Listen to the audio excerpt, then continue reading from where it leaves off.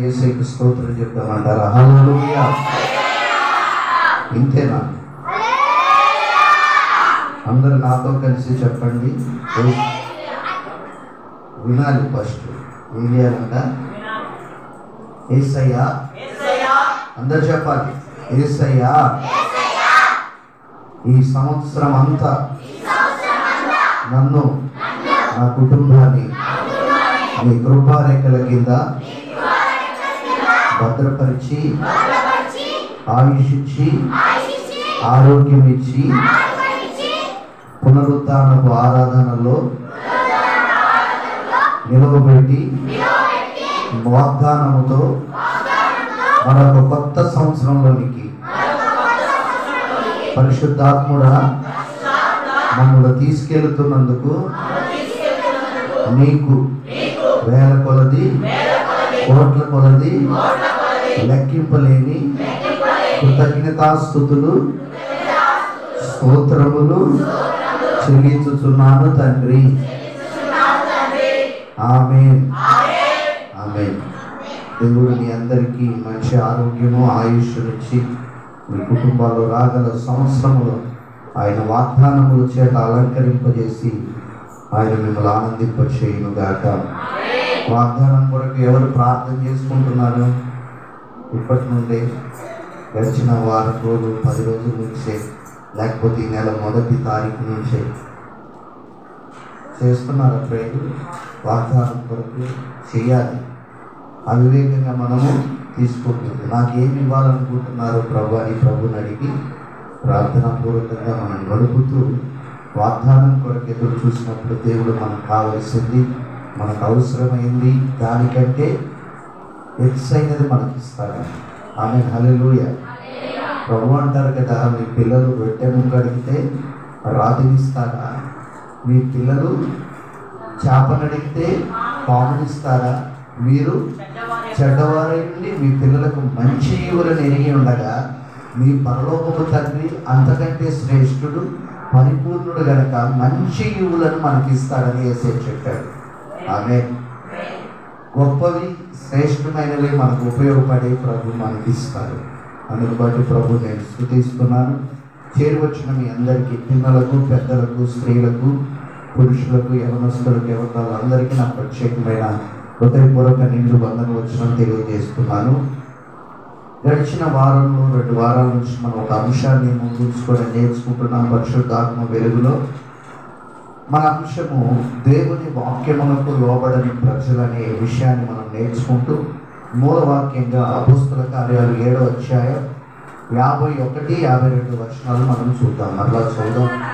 ముష్కరులారా, హృదయములను, చెవులను దేవుని వాక్యమునకు లోపరుచుకొన వల్లలారా, మీ పితరుల వలె మీరు కూడా ఎల్లప్పుడూ పరిశుద్ధాత్మను ఎదురించుచున్నారు.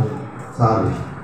మనం ఆ విషయాన్ని నేర్చుకుంటూ మొదటి విషయం మనం నేర్చుకున్నాం. ఉపోద్ఘాతం నేర్చుకొని మొదటి విషయం స్టెఫనీ యొక్క సేవ గురించి నేర్చుకున్నాం. ఈ విషయాలు ఎవరు మాట్లాడారట? స్టెఫను పరిశుద్ధాత్మ ప్రేరేపితుడై దేవుడే స్టెఫన్ని ఆ సభలోనికి పంపించారు. అక్కడ శాస్త్రులు, పరిచయులు, ప్రధాన యాజకులతో ఆయన యేసు జనన, మరణ, పునరుత్థానం గురించి ఆయన సువార్త ప్రకటిస్తూ, ముష్కరులారా, హృదయమును, చెవులను దేవుని వాక్యానికి లోపరుచుకొన వల్లలారా, మీరు ఎప్పుడు పరిశుద్ధాత్మను ఎదురిస్తున్నారు. ఫుట్నోట్లో మనం చూస్తే హృదయమందు సున్నతి పొందని వారలారా అని రాయబడింది. హల్లెలూయా.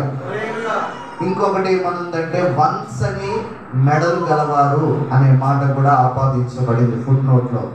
అలాగే మనం మొదటి విషయం నేర్చుకున్నాం స్టెఫనీ యొక్క సేవ. రెండవది మనం నేర్చుకున్నాం స్టెఫనీ యొక్క విశ్వాసం. ఈరోజు మనం మూడవది మనం నేర్చుకుంటున్నాం స్టెఫనీ యొక్క ధైర్యం. అతడు అగపరిచినటువంటి ధైర్యం గురించి మనం నేర్చుకుంటున్నాం. నా దేవుని ప్రియులారా, మనం చూస్తే అవిశ్వాసులు స్టెఫన్ని చూసి ఓర్వలేకపోయారు. ఈ ఓర్వలేని యొక్క తత్వం ఎవరికి ఉంటుందంటే అవిశ్వాసులకు భక్తిహీనులకు ఉంటుంది. ఎవరికి ఉంటుందంట? అవిశ్వాసులకు భక్తిహీనులకు ఓర్వలేని తరం ఉంటుంది.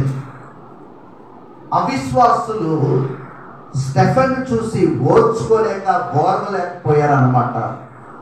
ఆయనతో వాదించడం మొదలు పెట్టారు, ఒకరి తర్వాత ఒకరు.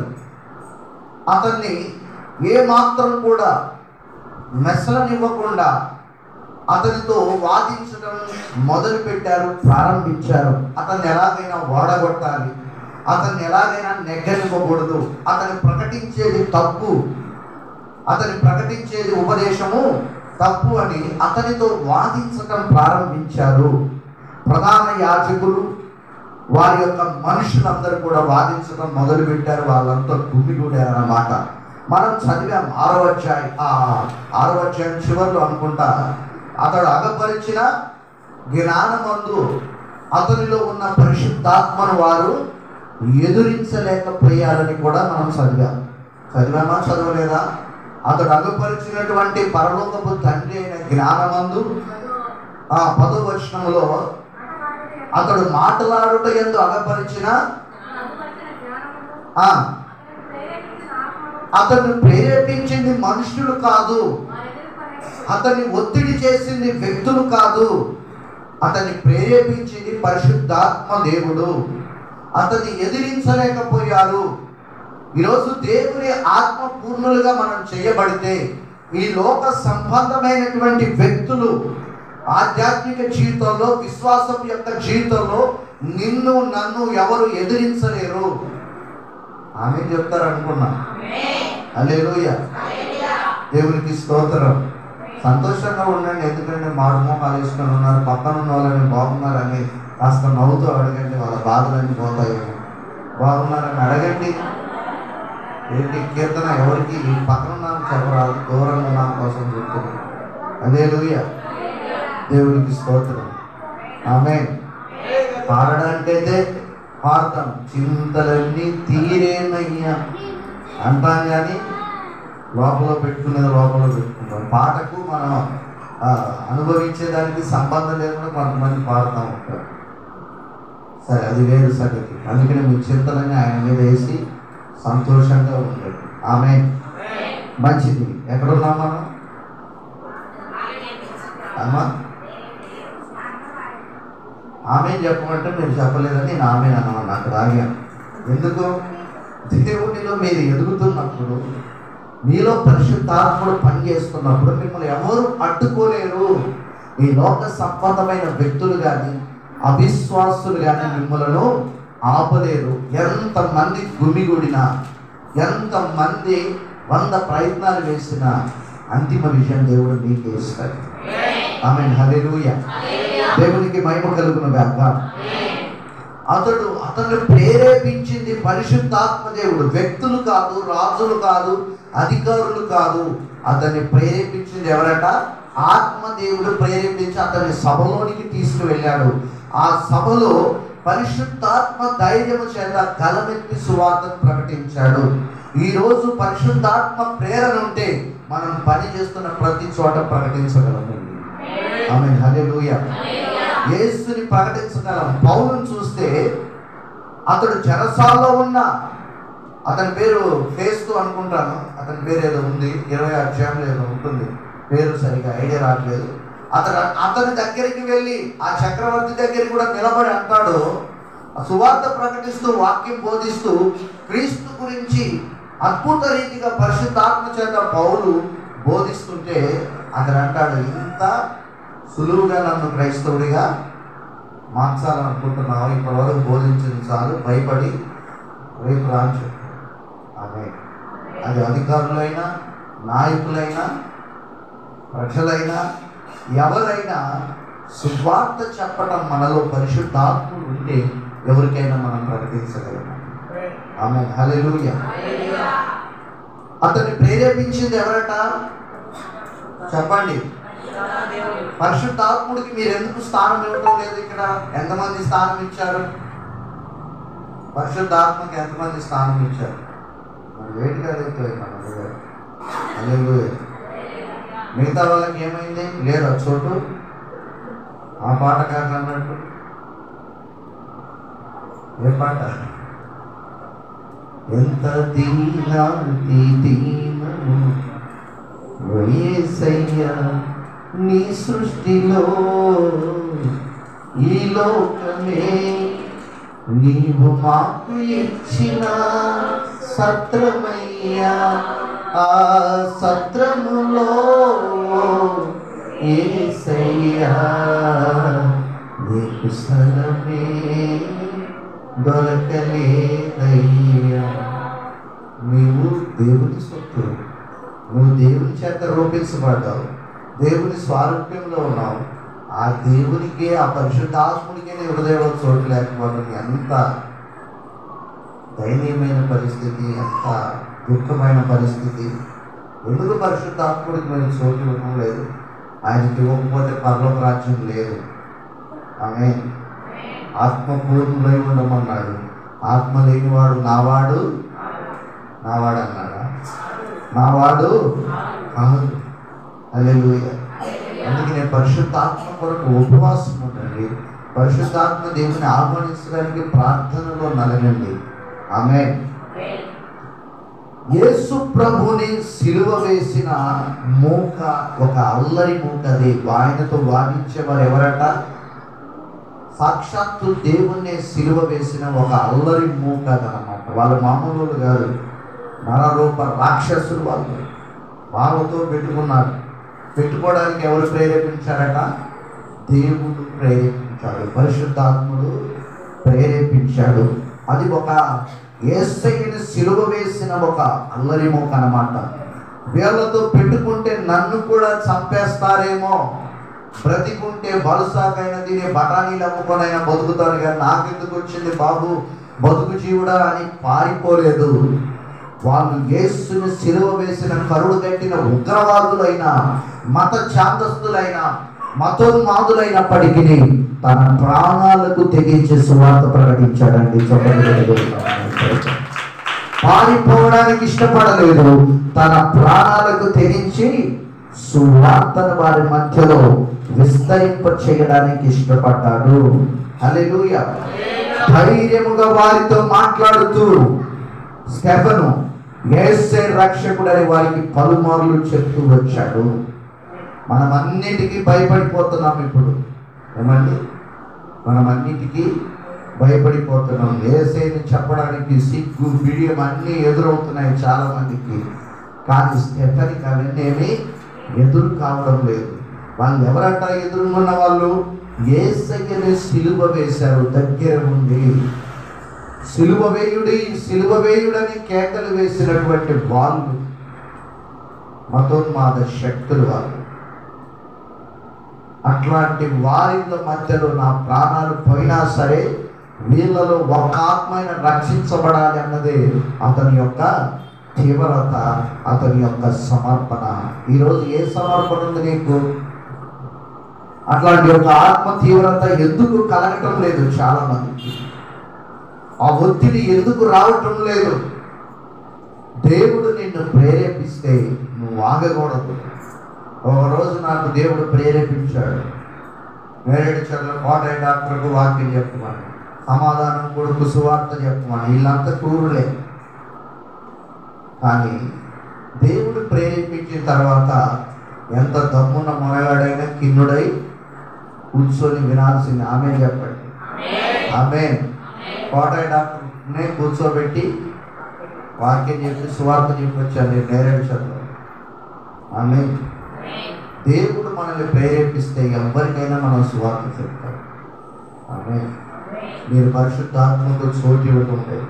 కొంతమంది సంఘానికి వస్తూ కూడా అక్కుల్లా ప్రిస్పిల్ల మధ్యలో పౌరు సువార్త ప్రకటించి వెళ్ళిపోయిన తర్వాత వాళ్ళ దగ్గరికి కొంతమంది క్రైస్తవులు వచ్చారు. అయ్యా పరిశుద్ధాత్మ దేవుడు ఉన్నాడన్న సంగతే మాకు ఎంత చెప్తున్నా కొంతమందికి తెలియదు అన్నట్లుగానే బూడిద గుమ్మడికాయలాగా ఆకు సాటును ఉన్నట్టు ఉంటున్నారు చాలామంది. బూడిద గుమ్మడికాయలు ఎక్కడ ఉంటాయంట? ఆకులు సాటును ఉంటాయి. అట్లా ఉంటున్నారు చాలామంది. పరిశుద్ధాత్మ గురించి అన్వేషణ చేయాలి, తీవ్రత కలిగి ప్రార్థించాలి. ఆయన్ని పొందుకోవడానికి ప్రసవ వేదన అయినా పడాలి. ఆమేన్, హల్లెలూయా. అట్లాగే యేసే రక్షకుడని వాళ్ళకు చెప్తూ వచ్చాడు. ఏంటి అసలు స్టెఫనీ యొక్క ధైర్యం ఏంటి? మీకెందుకు ఉండటం లేదు ధైర్యం? ఈ ధైర్యం ఎందుకు మీకు కలగటం లేదు? Praise the Lord.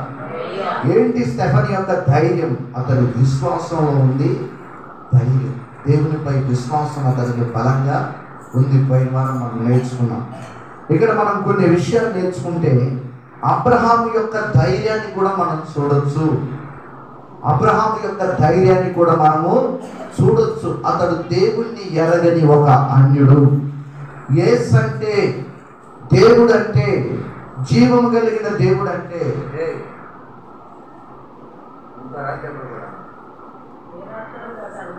హల్లెలూయా. యేసు అంటే దేవుడు, అంటే మాట్లాడే దేవుడు, అంటే తెలియని ఒక అన్యుడు, ఒక అమాయకుడు. జీవితం అంతా భారంతో నిండిపోయి, పిల్లలు లేక కృంగిపోయి, అలసిపోయి, సొమ్మసిల్లిపోయి, వ్యాపారంలో డబ్బులు వచ్చిన లక్షలకు కోట్లకు పడుగులెత్తి ఆస్తిపాస్తులు ఉన్న హృదయంలో సమాధానము లేని యొక్క బ్రతుకు అబ్రహాముదే. అప్పుడు దేవుడు అతనికి ప్రత్యక్షమై, ఈ బొమ్మలు అమ్ముకొని ఎన్ని లక్షలకు కోట్లకు నువ్వు పడగలెత్తినా నీకు సమాధానం ఉండదు, నేను చూపించే దేశానికి నీవు నడువు అనే ఒక వార్తని దేవుడు వినిపించాడు. ఆనాడు సేవకులు లేరు, ఆనాడు బోధకులు లేరు, ఆనాడు ఎవరట ఉపదేశకుడు దేవుడే. ఆయన స్వరాన్ని అబ్రహాముకి వినిపించాడు. అబ్రహాము ఎందుకు ఆశ్చర్యచకితుడయ్యాడంటే అబ్రహాము ఇంతకు ముందు ఎన్నడూ కూడా అలాంటి స్వరము వినలేదు. మాట్లాడే దేవుని ఆయన తెలుసుకున్నాడు. తెలుసుకొని దేవుడు ఒకే మాట చెప్పారు, నువ్వు నీ బంధువుల యొద్ద నుండి, నీ స్వదేశం నుండి నువ్వేం చేయాలంటే నువ్వు బయలు వెళ్ళి రావాలి అని చెప్పాడు. అబ్రహాము యొక్క ధైర్యం. ఈరోజు మనం చాలా విడిచిపెట్టలేకపోతున్నామండి. క్రైస్తవులుగా ఉండి చాలా విడిచిపెట్టలేకపోతున్నాం. విడిచిపెట్టవలసిన విడిచిపెట్టి యేసుని అనుసరించలేకపోతున్నాం. అన్ని పాటిస్తూనే ఉన్నారు దేవుని బిడ్డలై ఉండి. ఏమండి? దేవుని బిడ్డలై ఉండి అన్ని లోక సంబంధమైనటువంటి కార్యకలాపాల్లో మగ్గిపోతూ ఉన్నారు. దేవుణ్ణి ఎరిగినవాడు, దేవుణ్ణి ఎరగని వాడు ఉన్న పాటున అన్నీ విడిచిపెట్టి రమ్మని చెప్పగానే అతని యొక్క విధేయత, అతని యొక్క ధైర్యం ఏంటంట, అడ్రస్ తెలియదు, ఊరు లేదు, పేరు లేదు, పద అన్నాడంటే నేను చూపించు దేశం ఎక్కడుంటుంది, ఎలా ఉంటుంది, లొకేషన్ ఏంటి, గూగుల్ మ్యాప్ ఏంటి, అక్కడ ఏమైనా ఆనవాళ్ళు ఉన్నాయా, మీరందరూ లోన్ తీసుకుంటా ఉంటారు, లోన్లో అడుగుతారు వాళ్ళు లొకేషన్ ఏంటి, ట్యాంకా, చర్చా, బోరింగా, ఏదో ఒక అడ్రస్ దగ్గర నీళ్ళు ఉంటుంది. ఒక అడ్రస్ లేని ప్రాంతానికి ధైర్యంతో ప్రయాణం చేస్తున్నాడు అబ్రహాము యొక్క ధైర్యం. ఎక్కడి నుంచి బయలుదేరాడట, తన దేశం నుండి ఆ దేశాన్ని వదిలి వాగ్దానపు దేశం వైపుగా బయలువెళ్తూ ఉన్నాడు. ఆయన విశ్వాసం ఆయనకి ఏమిచ్చిందట, ధైర్యాన్ని కలగజేస్తుంది. ఈరోజు విశ్వాసులుగా ఉండి ధైర్యవంతులుగా ఉండలేకపోతున్నారు. పిరికి వారులాగా తయారవుతున్నారు. చిన్న చిన్న సమస్యలకు, చిన్న చిన్న ఒత్తులకు, కుటుంబ సమస్యలకు, బంధువుల యొక్క ఆ మాటలకు, కుటుంబీకుల యొక్క మాటలకు, వ్యక్తుల యొక్క మాటలకు భయపడిపోతున్నారు. చిన్న చిన్న సమస్యలకు వణికిపోతున్నారు. విశ్వాసం వెల్లడిపరచవలసినటువంటి మనము భయపడిపోతే దేవునికి ఇష్టలుగా ఉండలేము. అతని విశ్వాసం, మన విశ్వాసం మనకేం కలిగ చేయాలంట, ధైర్యంగా ఉండాలి. ఎన్ని బాధలు, శ్రమలు, కష్టాలు ఉన్నా ధైర్యంగా ఉండాలి. ఆమేన్. హల్లెలూయా. అతని విశ్వాసం అతనికి ఏం కలగజేసిందట? ధైర్యం. నమ్మాడంతే. దేవుడు ఉన్నాడు, ఆయన మాట్లాడేవాడు, ఆయన జీవం కలిగిన వాడు, ఆయన నాకు ఇస్తాడు అని అతని విశ్వాసంలో ధైర్యాన్ని నింపుకొని అతను ఏం చేస్తున్నాడంటే వాగ్దాన దేశం వైపు ప్రయాణం చేస్తూ వెళ్తూ ఉన్నాడు. ఎక్కడికి వెళ్తున్నాడట? వాగ్దాన దేశం వైపు. ఇప్పుడు మనం ఏ దేశం వైపు ప్రయాణం చేయాలి? లక్షలు ఖర్చు పెట్టుకొని యెరూషలేముకి వెళ్ళాలన్నా చెప్పండి. అదా మన వాగ్దాన దేశం? మన వాగ్దాన దేశం ఏంటి? మనం పాడతాం కదా, పరలోకమే నా అంతఃపురం,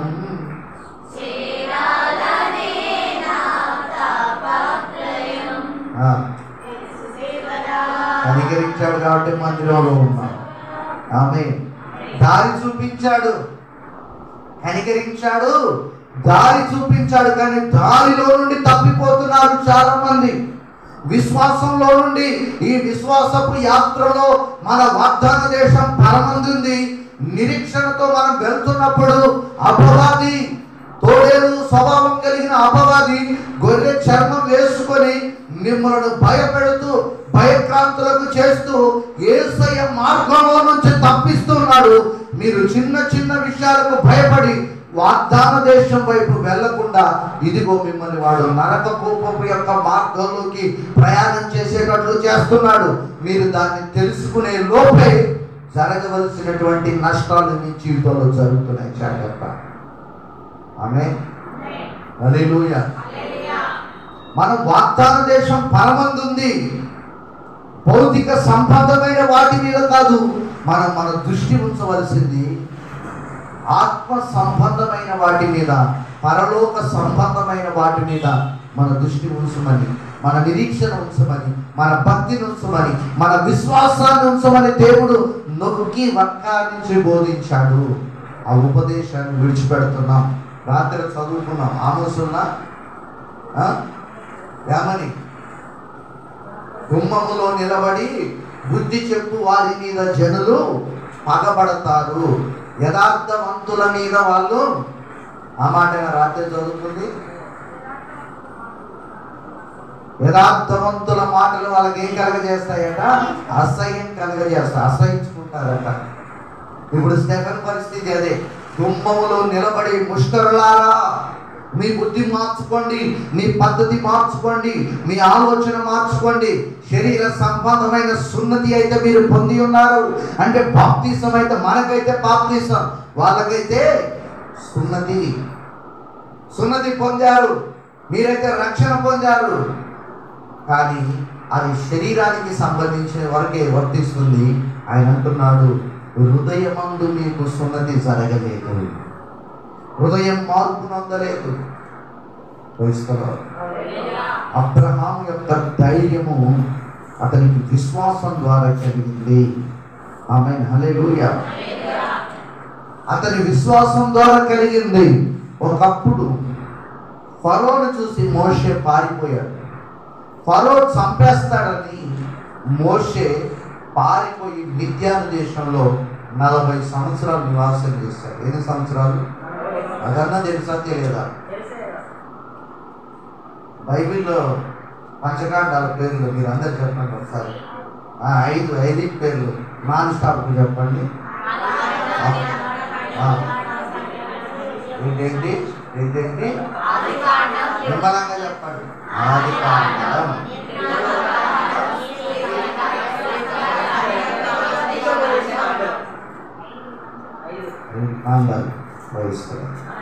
హల్లెలూయా. దేవునికి మహిమ కలుగును గాక. ఆమేన్. ఎక్కడున్నాం మనం? ఎన్ని సంవత్సరాలు ఉన్నాడట? ఎన్ని సంవత్సరాలు? 40 సంవత్సరాలు మిద్యాను దేశంలో నలిగాడు. ఈ 40 సంవత్సరాలు ఒక పిరికివాడిలాగా బ్రతికాడు. దేవుడు పర్వతం మీద దర్శించి అతన్ని ధైర్యపరిచి విశ్వాసంలో బలపరిచాడు. ఈరోజు నువ్వు పడిపోతే, ఈరోజు విశ్వాసంలో సన్నగిలితే, నువ్వు దేవుని సన్నిధిలో ఈరోజు మరలా బలపరచబడాలి. హల్లెలూయా. ఆ మొదటి క్రియలు నువ్వు చేయాలి. ఆ మొదటి విశ్వాసం నీకు కావాలి ఈరోజు. ఆమేన్. బలపరిచి పిరికి పందలాగా పారిపోయినటువంటి మోషేకు దైవ ప్రత్యక్షత ద్వారా, విశ్వాసం ద్వారా అతనికి ధైర్యం వచ్చింది. ఫరో యొద్దకు వెళ్ళాడు. ఆయన విశ్వాసం ఆయనకు ధైర్యాన్ని ఇచ్చింది. ధైర్యంగా వెళ్ళి టీవీగా నిలబడి, ఏమండి ఎలా నిలబడ్డాడు? ఏమాత్రం వణుకు పెనుకు లేకుండా కర్ర చేతిలో పట్టుకొని నిలబడి, ఫరో ఏమంటున్నాడు పేరు పెట్టి, ఫరో 3 దినాలు అరణ్యములో నా జనులు నా దేవుడైనటువంటి యెహోవాకు ఉత్సవము చేయనట్లుగా వారిని నువ్వు పంపించాలి. ధైర్యంగా. హల్లెలూయా. ఈరోజు నీకెందుకు ధైర్యం కలగడం లేదు? నీ యేసయ్యను బట్టి. నీ యేసయ్యను బట్టి నువ్వెందుకు అవిశ్వాసం వ్యక్తం చేస్తున్నావు? నీ యేసయ్యను బట్టి నీకేం కలగాలంట? ధైర్యం కలగాలి. కానీ యేసయ్యను నువ్వు తక్కువ చేసుకుని నీకు నువ్వే అవిశ్వాసంలో మగ్గిపోవడానికి ఈరోజు వీల్లేదు. దేవుని కంటే నీ సమస్యలు, నీ కష్టాలు ఎక్కువేని కాదండి. హల్లెలూయా. దేవునికి స్తోత్రం. మోషే విశ్వాసం అతనికి ఏం కలగజేసిందట? ధైర్యాన్ని కలగజేసింది. ఎంతమందికి ధైర్యం ఉందండి ఈరోజు?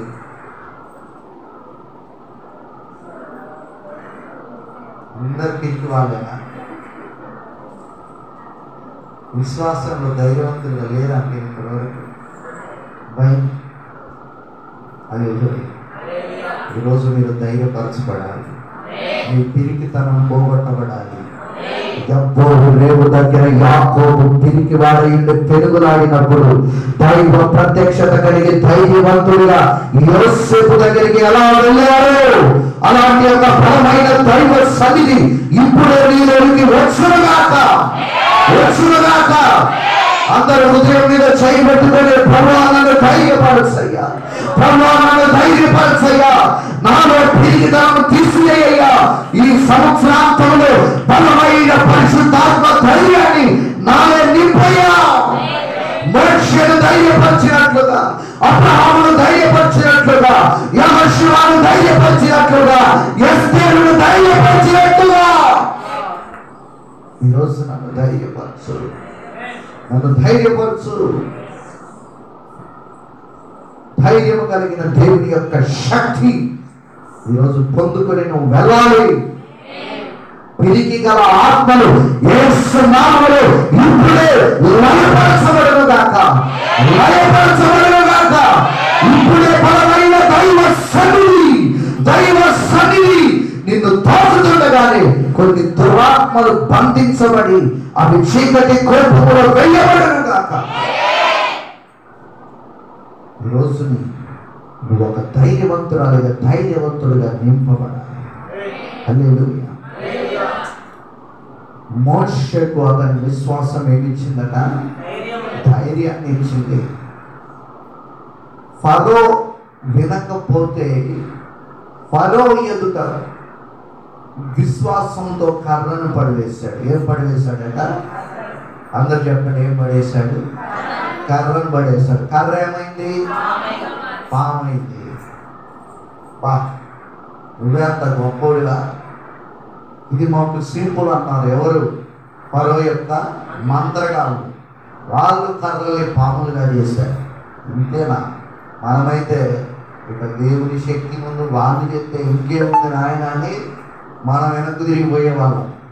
మోషే ధైర్యంతో, విశ్వాసంతో నిలబడి మనసులో ప్రార్థన చేశాడు.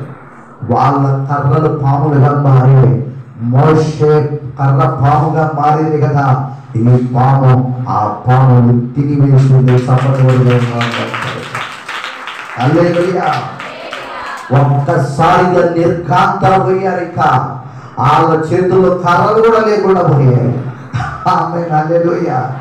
అరే ఉన్నది కూడా ఊడిపోయింది వాళ్ళకి. ఆమేన్. వాళ్ళకు ఉన్నది కూడా ఊడిపోయింది. ఏదో బిల్డప్ చేశారు అక్కడ, కానీ జరిగే సీన్ వాళ్ళకి అర్థం కాలేదు. ఆమేన్. విశ్వాసంతో మనం అడుగులు వేయాలి, ధైర్యంతో అడుగులు వేయాలి. విశ్వాసంతో ప్రతి ప్రభు కార్యాన్ని మనం నమ్మాలి. నమ్మితే దేవుని మహిమను మోసే వలె చూస్తాం. అందరు చెప్పండి, సెకండ్ ఇది చెప్పండి, నమ్మితే దేవుని మహిమను చూస్తామని చెప్పండి. అమ్మ మామగారి అయ్యా చెప్పండి. అలాగే చేయబడుకొని విశ్వాసంలో ధైర్యంగా ఉండని చెప్పు. చెప్పండి సిస్టర్, చెప్పండి, ఆమె చెప్పండి. ఆమె గట్టిగా చెప్పు, ఆమెకు ధైర్యం ఉండమని. Praise the Lord. హల్లెలూయా. దేవునికి స్తోత్రం. ఎలా ఉండాలి? ధైర్యంగా ఉండాలి. ఆమేన్. హల్లెలూయా. అలాగే యెహోషువ కనాను మీదుగా అతను ప్రయాణం చేస్తున్నాడు. ఎలా ప్రయాణం చేస్తున్నాడట? కనాను మీదుగా అతడు ప్రయాణం చేస్తున్నాడు. కారణం ఏంటంటే యెహోషువ ఒక యవనస్తుడు. అతని విశ్వాసం ఏమిచ్చిందట? ధైర్యాన్ని నింపింది. ఒకరోజు యెహోషువ ప్రజలందరూ ఆగిపోయారు. యోర్దాను నది యువతల ప్రయాణం ఆగిపోయింది. అందరూ నిద్రపోతున్నారు.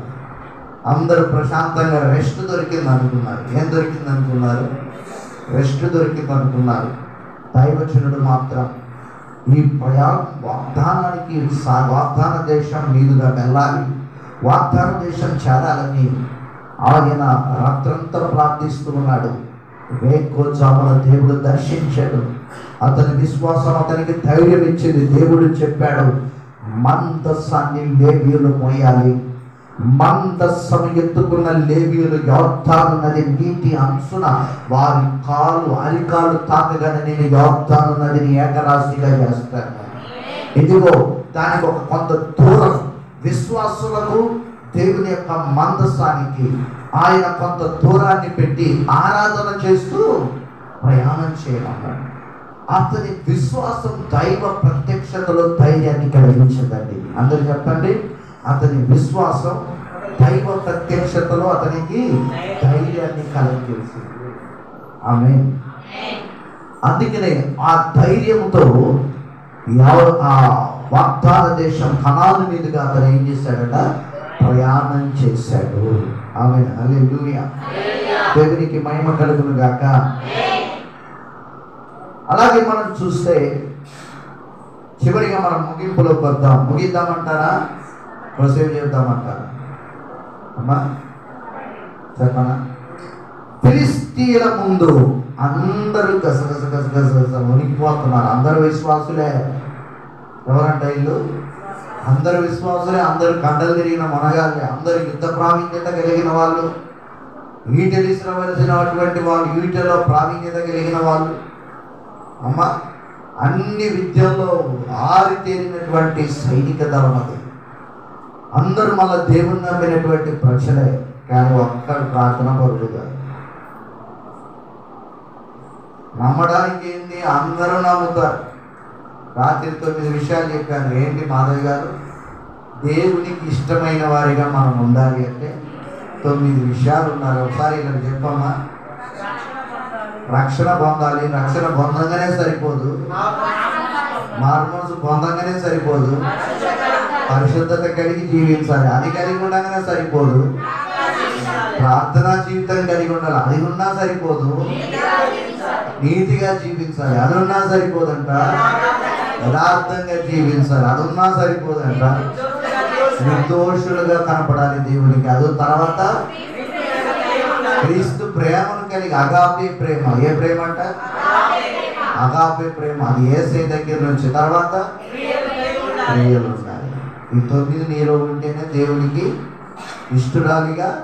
ఇష్టుడిగా ఉంటావు. ఏం లేవో చూసుకో. ఈరోజు లెక్క పెట్టుకో. 9: రక్షణ, మారు మనసు, పరిశుద్ధత, ప్రార్థన, నీతి, యథార్థత, నిర్దోషము, ప్రేమ, క్రియలు.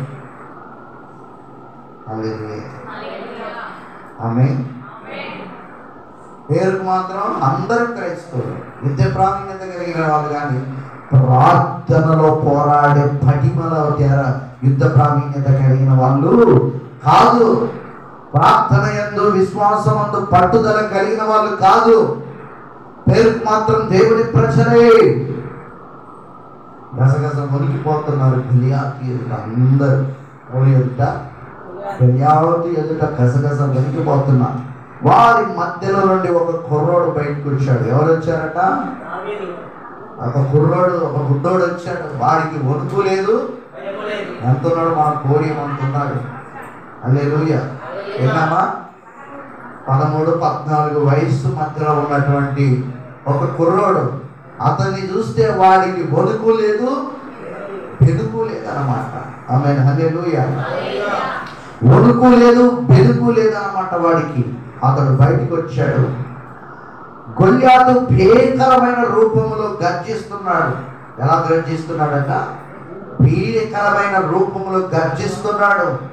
ప్రభు అన్నాడు కదా, 1 పేతురు పత్రిక 4లో అనుకుంటాను చివరిలో, ఇదిగో అపవాది ఎవరిని మింగుదునా అని వాడు గర్జించు సింహం వలె వస్తున్నాడు. ఉత్తదే మేకరుపునే వాడి పైకి మాత్రం మిమ్మల్ని మింగేస్తానన్నట్టుగా వాడు ప్రవర్తిస్తూ ఉంటాడు. ఈ మేక గర్జింపులు ఆ వీళ్ళకు అవిశ్వాసులకు సింహము గర్జింపులాగా వినపడుతున్నాయి. కానీ దావీదుకు మాత్రం ఇవి పిల్లి గర్జింపులు, మేక గర్జింపులు అన్నట్టుగా వినపడుతుంది దావీదుకి. హల్లెలూయా. ఆయనకు మాత్రం వాడు గర్జిస్తుంటే దావీదు అసలు అతన్ని పట్టించుకోవటమే మానేశాడు, వదిలేశాడు. ఆమేన్. అతన్ని పట్టించుకోలేదు. ఏంటమ్మా చైతన్య? ఒకరోజు మా ఇంట్లో రాత్రి నేను ఒక స్టోరీ చెప్పాను, నిజ జీవితంలో జరిగింది. నేను అప్పుడు మార్చర్లో సెంట్రింగ్ కాంట్రాక్ట్ పట్టాను. ఒక స్కూలు 4 స్టేజ్లు కాంట్రాక్ట్ బట్టి వేరే ఆయన నేను ఇద్దరం కలిసి రాడ్ బిల్డింగ్ సెంట్రింగ్ కాంట్రాక్ట్ తీసుకున్నాం, సబ్ కాంట్రాక్ట్ తీసుకున్నాం.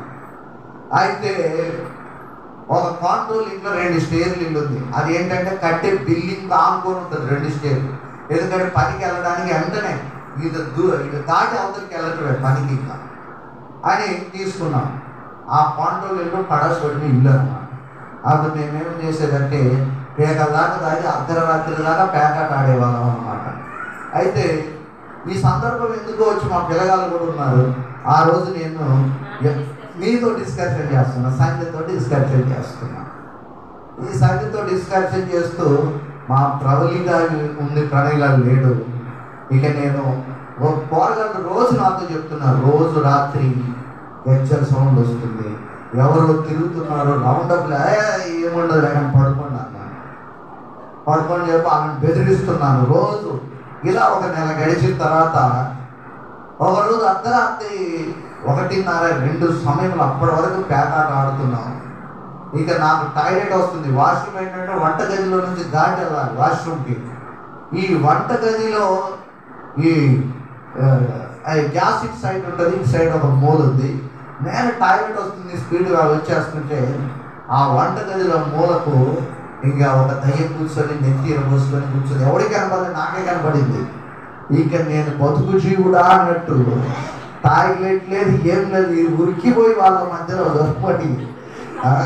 ఒరే నిజంగానే మీరు చెప్పింది నిజమే, ఎలా ఇట్లా ఇట్లా కాళ్ళు ఇట్లా దగ్గరికి పెట్టుకొని ఇట్లా కూర్చుంటే నెత్తంతా ఎరబోసుకుంది. నా 2 కాళ్ళతో నేను చూశాను, నిజమే అని చెప్పి వాళ్ళని తీసుకుని వస్తానికి ఇంకా లేదు. ఇక మాయమైంది.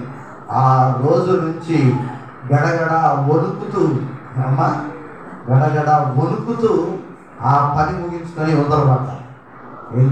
అట్లా మా పిల్లగాళ్ళకి చెప్తే మా ప్రవలి 2 రోజులు డాడీ నువ్వు నా పక్కనే పండుకున్నాను పైన క్రైస్తవులు.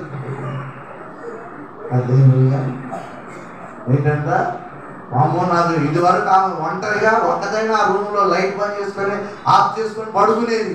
ఇది చెప్పిన కానీ లైట్ బంద్ చేయొద్దు, నువ్వు ఇక్కడనే గడబాల్స్ చేసుకొని నన్ను పడుకోలేదు, నా పక్కన పడుకోండి, నాకు భయం అవుతుంది.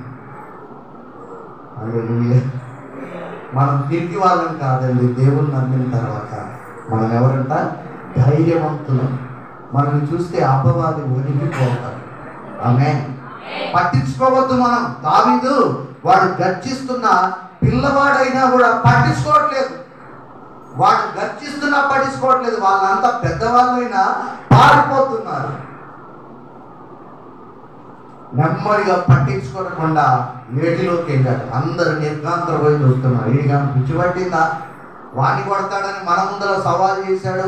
వద్దురా, నువ్వు పొట్టోడివి, కండలు తిరిగిన మేమే, యుద్ధ ప్రావీణ్యత కలిగిన మేమే, యుద్ధ కవచాలు ధరించుకొని యుద్ధం చేసే మేమే, వాడిని చూసి వణికిపోతుంటే వీడు వద్దంటే వెళ్ళాడు. వెళ్ళినోడు వెళ్ళకుండా మళ్ళా ఏట్లోకి వెళ్తాడు ఏంటి అని ఒక వ్యర్థమైన మాటలు అతని మీద మాట్లాడడం ప్రారంభించాడు.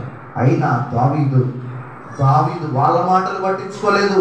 గర్జిస్తున్న గొలియాతు మాటలు కూడా పట్టించుకోకుండా ఏటిలోకి వెళ్ళి కొన్ని రాళ్లను ఏరుకొని ఒడిశాల్లో వేసుకొని కూలుగా గొలియాతు దగ్గరికి వచ్చి కింద మీద చూస్తే గొలియాతు అంటున్నాడు, నేనేమన్నా కుక్కనా? కుక్కని మరి కుక్కని కర్రకొని కొట్టాలి. మరి దేంతో పడతాం? ఆమె హల్లెలూయా. అపవాది మనకు కుక్కే. వాడు ఎంత తోడైన అపవాది కుక్కే. వాడు ఒప్పేసుకున్నాడు, వాడికల్లా వాడే ఒప్పేసుకున్నాడు. ఆమె కుక్కవు కాబట్టి రాళ్ళతో కర్రతో పట్టడానికి వచ్చాడు. కుక్క దేంతో పడతాం? చెప్పండి అమ్మా. లడ్లు చెప్పేయమంటారా? హల్లెలూయా. నోరు తీపి చేసే మాటలు ఎక్కువ వస్తాయి అమ్మా. రాజేశ్వరి, కుక్కను దేంతో కొడతాం? రాళ్ళతో కర్రలతో కొడతాం. అందుకని వాడు ఒప్పేసుకున్నాడు. దావీదు విశ్వాసం అతనికి ఏమిచ్చిందట? ధైర్యాన్ని ఇచ్చింది. గొలియాతుని ఒక్క దెబ్బతో పడగొట్టాడండి ధైర్యంతో. అందరూ నిర్గాంతరపోయి చూచారు. కత్తికో కండగా నరికి నిన్ను కాపులకు గత్తలకేస్తాడని బెదిరించాడు గొలియాతు. పట్టించుకోలేదు. ఎవరు పట్టించుకోలేదు. నిన్నెవరన్నా ఏమన్నంటే నువ్వు మూల కూర్చొని ఏడుసు, నువ్వు నాశనం అవుతావని ఎవరో పడనావు తిడితే, నువ్వు చచ్చిపోతావని ఎవరో పనికి మాలావు అంటే, నువ్వు మాత్రం మూల కూర్చొని దేవుడు దేవుడు అని ఏడుతావు. అది మానేయాలి ఈరోజు. ఆమేన్. హల్లెలూయా. దేవునికి స్తోత్రం. నువ్వు ధైర్యంగా ఉండాలి. ఎవడు శపిస్తే మనం శపించబడం. మన పక్కన యేసయ్య ఉన్నాడు. ఆయన ఒకటే అన్నారు, అండర్లైన్ చేసుకోవాలి. నిన్ను దూషించేవాడిని, నిన్ను శపించేవాడిని తప్పించడం. అది ఆడ నేర్చుకున్న వాక్యం మాట్లాడే నేర్చుకున్నావా? ఒక్కసారి నాకు గాలి అంతా తీసినావు. Praise the Lord. హల్లెలూయా. నిన్ను దూషించువాడిని దూషిస్తా అన్నాడు అబ్రాహాముతో. 12వ అధ్యాయం ఆదికాండం చదువు. నిన్ను శపించువాడిని శపిస్తానన్నాడు. ఇందులో ధైర్యంగా ఉండాలి. అంతేగాని ఎవరో ఏదో అన్నారని మూల కూర్చొని ఇంట్లో కూర్చొని ఏడవకండి. ఏడుపు ఆపండి. దేవునికి స్తోత్రం. దావీదు యొక్క ధైర్యము అతని విశ్వాసమే కలిగించింది. అంత ధైర్యం. గొలియాతును పడగొట్టిన తర్వాత అతని ఎత్తుతోని అతని తమ్ముడు అతని అన్యాయమన్నాడు, రే నువ్వు ఇక్కడ సినిమా చూడడానికి వచ్చినట్టు వచ్చా, నీకేం పని లేదు, గొర్రెలు కాసుకునేదాకని 100 బూతులు తిట్టాడు తమ్ముడిని. ఇప్పుడు గెలిచిన తర్వాత మా తమ్ముడే ఏంటంట, మా తమ్ముడు అని అంటున్నాడు ముందొచ్చి. ఎందుకంటే పేరు రావాలి కదా. హల్లెలూయా. దేవునికి స్తోత్రం. ఇలా దూషించిన వారి ఎదుట నా దేవుడు నూతన సంవత్సరం నిన్ను నిలబెట్టబోతున్నాడు. వాళ్ళ నోటితోనే నీ పేరును ఒప్పింపజేయబోతున్నాడు. నమ్మితే చప్పట్లు కొడదాం. వాళ్ళ నోటితోనే నీ పేరును ఒప్పుకునేటట్టు చేస్తాడు. ఆమేన్. హల్లెలూయా. మనం గమనిస్తే గలిలయ సముద్రంలో యేసుక్రీస్తు ప్రభువారు శిష్యులతో ప్రయాణం చేస్తున్నాడు. ఎవరితో అమ్మా? త్రివేణి. ఎవరితోరా? శిష్యులతో సువార్త ప్రకటించడానికి వెళ్తున్నారు.